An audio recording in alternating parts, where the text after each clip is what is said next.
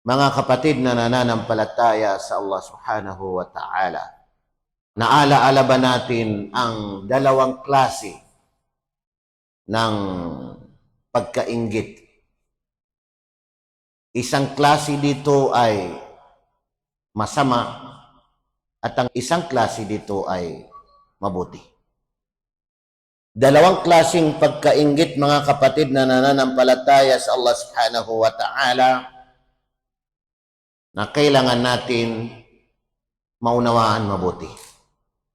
Kasi minsan pag narinig natin na inggit o salitang inggit, ay masama na ang dating niya sa atin. Hindi pala kay mayroong masama, mayroong mabuti. Unang inggit, mga kapatid na nananampalataya sa Allah, ito yung tinatawag na hasadun madmum. Inggit na masama, inggit na hindi kapuri-puri. Anong klaseng inggit ito, mga kapatid na nananampalataya sa Allah? Yung ninanais mo na mawala sa iyong kapatid ang kabutihan na ipinagkaloob sa kanya ng Allah subhanahu wa ta'ala. Binabalak mo na mawala sa kanya. Yun yung inggit na masama. Pangalawang inggit ay hasadun mamduh. Inggit na mabuti, inggit na kapuri-puri. Anong ibig sabihin ng inggit na ito, mga kapatid na nananampalataya sa Allah? Ito yung inggit na mayroon kang nakita na kabutihan sa iyong kapwa, kainaman, lalong-lalo na sa pananampalatayang Islam, at ninanais mo sa sarili mo na maging katulad mo siya. At kailanman ay hindi mo ninanais na mawala sa kanya. Yung kabutihan na yun ay binigay sa kanya ng Allah subhanahu wa ta'ala. Sa isang naisalaysay na hadith, naisalaysay ni Salim ayon sa kanyang tatay, na sinabi ni Propeta Muhammad sallallahu alaihi wasallam, la hasada illa fi ithnatayn. Walang inggit maliban na lamang sa dalawa. Rajulun atahu Allahul Quran fahuwa yatluhu ana al-layli wa atrafan nahar. Wa rajulun atahu Allahu malan fahuwa yunfiquhu ana al-layli wa atrafan nahar. Maliban sa dalawang bagay na ito, ay inggit na masama. Itong dalawang klase na ito ay inggit na mainam. Pero labas dito ay inggit na masama. Ano itong dalawang klaseng ito, mga kapatid na nananampalataya sa Allah subhanahu wa ta'ala, na pwede kang mainggit. Kasi yung inggit na masama, ipinagbabawal na dapat ay iwasan. Huwag mainggit. Pero itong inggit na mabuti, pwede kang mainggit, mga kapatid na nananampalataya sa Allah. Kapuri-puri. Itong dalawang bagay na nabanggit ni Propeta Muhammad sallallahu alaihi wasallam na dapat nating kainggitan. La hasada illa fi ithnatayn. Walang inggit maliban lamang sa dalawang bagay na ito. Na ang dalawang bagay na ito na dapat nating kainggitan, rajulun atahu Allahul Quran. Unang-una, ang isang lalaki na binigyan ng Allah ng Quran. Anong ibig sabihin nito? Pag-unawa sa hadith na ito, mga kapatid na nananampalataya sa Allah, bagamat lahat tayo ay humahawak ng Quran, mayroong Quran. Pero ang ibig sabihin nito ay isang tao na binigyan ng Allah ng Quran, ibig sabihin ay naisa sa ulo niya ang mga sura. Ang ilan sa mga sura, nababasa niya ang Quran. Nababasa niya ang Quran dahil alam niya ang mga patakaran, mga rules, mga batas o tajwid hinggil sa pagbasa ng Quran. Rajulun atahu Allahul Quran. Isang lalaki na binigyan ng Allah ng Quran. Fahuwa yatluhu. ana al-layli wa atraf an-nahar, na siya ay binabasa niya ang Quran sa gabi at sa araw. Sa gabi at sa araw. Dapat nating kainggitan, mga kapatid na nananampalataya sa Allah subhanahu wa ta'ala. Dahil kapag nainggit tayo, nanaisin natin sa ating mga sarili na makasaulo ng mga sura, nanaisin natin sa ating mga sarili na mabasa ang banal na Quran. Gagawin natin ang lahat ng makakaya natin, sa abot ng ating makakaya, nang mabasa natin ang banal na Quran. At hindi tayo magtamad-tamarat.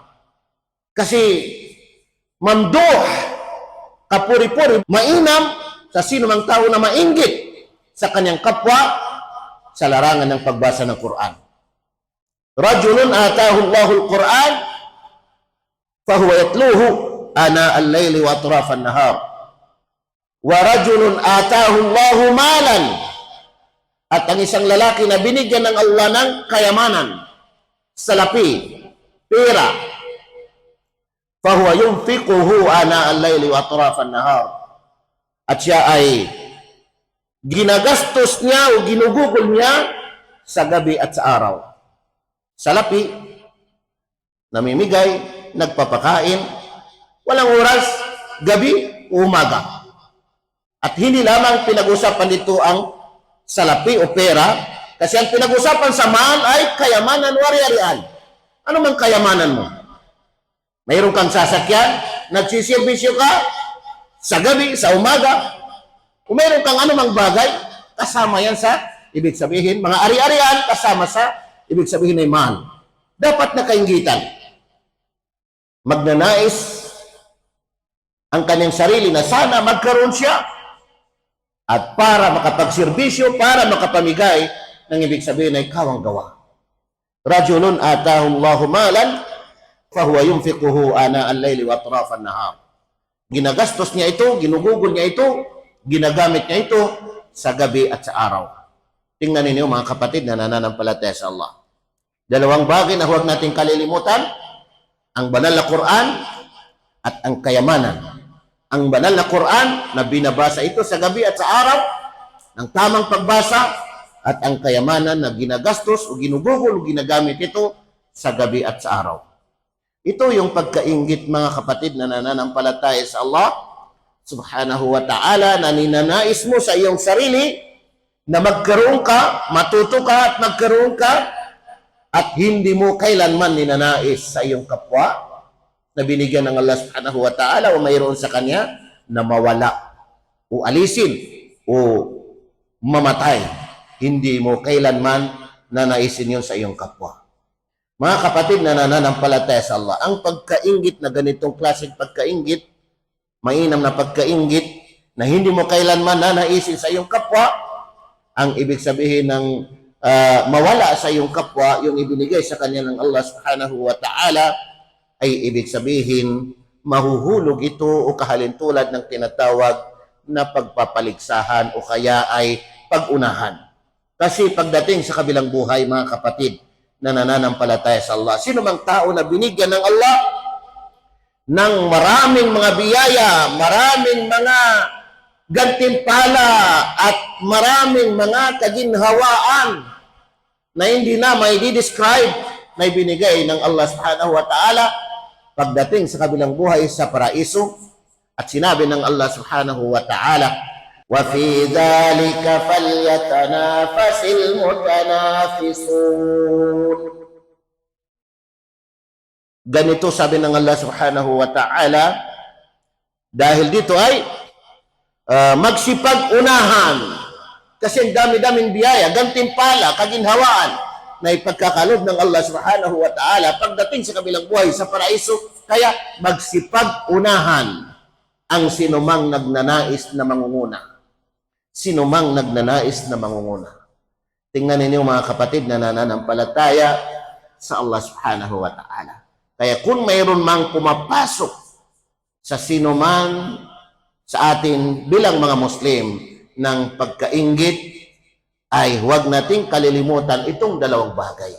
Imbis na mainggit tayo sa ating kapwa sa paraan ng masamang pagkainggit, nananaisin natin na mawala o kaya ay mapahamak ang ating kapwa, ay ibaling natin dito sa pagkainggit na kapuri-puri na pumapasok sa tinatawag na ibig sabihin pagpapaligsahan pagdating sa kabutihan. Mga kapatid na nananampalataya sa Allah, ang kaalaman at ang ibig sabihin ay kayamanan. Kaalaman sa banal na Quran at kayamanan na ginugugol, ginagastos, ginagamit ang lahat ng mga ito sa gabi at sa araw. Aqulu qawli hadha wa astaghfirullah li wa lakum.